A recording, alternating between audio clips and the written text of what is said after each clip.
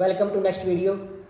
चलिए बात करते हैं आज 1928 ओलंपिक्स की, जब इंडिया ने हॉकी में सबसे पहले नीदरलैंड को 3-1 से हराया था। उसके बाद 1932 में इंडिया ने अमेरिका को 24-1 से हराया था, जो आज तक का सबसे बड़ा मार्जिन है। फिर 1936 के ओलंपिक्स में इंडिया ने जर्मनी को उसी के मैदान में बर्लिन में 8-1 से हराया था। और ये वो वक्त था जब इंडिया हॉकी में डोमिनेट कर रहा था।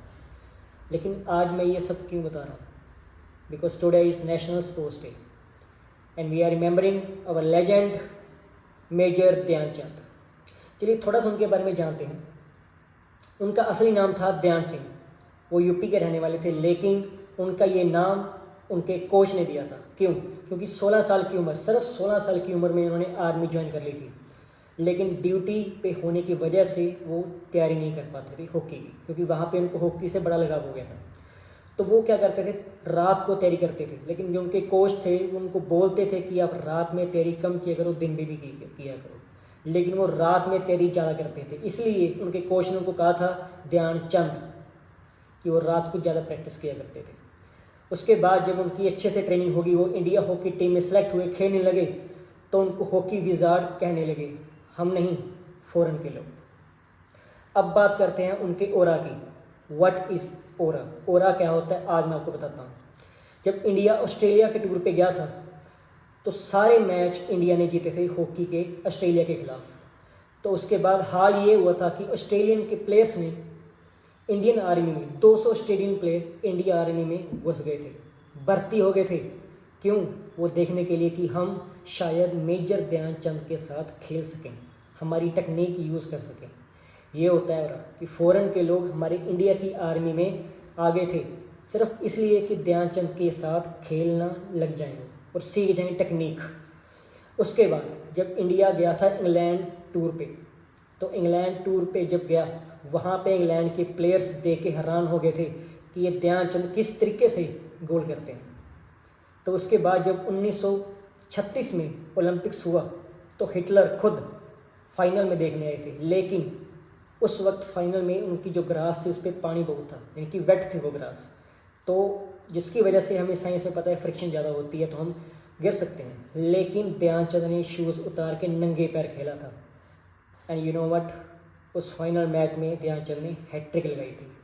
और ये देखकर हिटलर ने उनके पास गए, ध्यानचंद के पास, उनको कहा कि हम आपको जर्मनी की सिटीजनशिप ऑनर करते हैं, ऑफ़र करते हैं आपको, आइए और यहाँ आके खेलिए। लेकिन यू नो व्हाट, ध्यानचंद ने क्या कहा, India is my country and that is my priority. इसे बोलते हैं देशभक्ति। ये होता है ओरा। हिटलर ने इनको कहा था स्पेशल कि आप आइए खेलिए। उसके बाद इतना कुछ हो जाने के बाद भी, लेकिन हमारा आज इंडियन हॉकी टीम का ओरा कहाँ है? वो डाउनफॉल क्यों आया?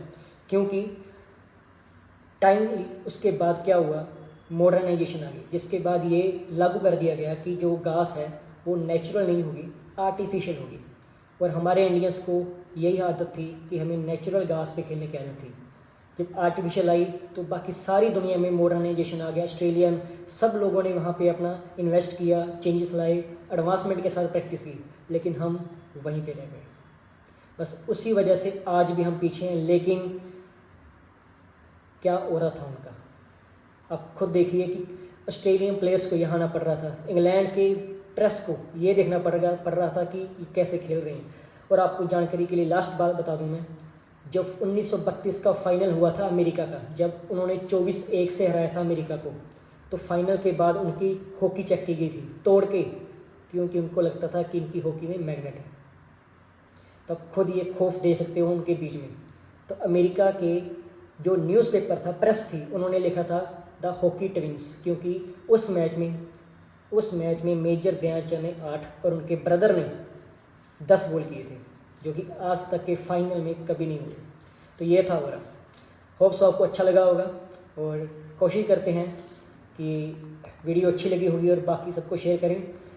और हमेशा हमारी कोशिश यही रहती है कि ज़्यादा से ज़्यादा ऐसे फैक्ट्स लेके आएँ आपके पास जो पता नहीं है लेकिन पता होने चाहिए। Thank you and have a nice day.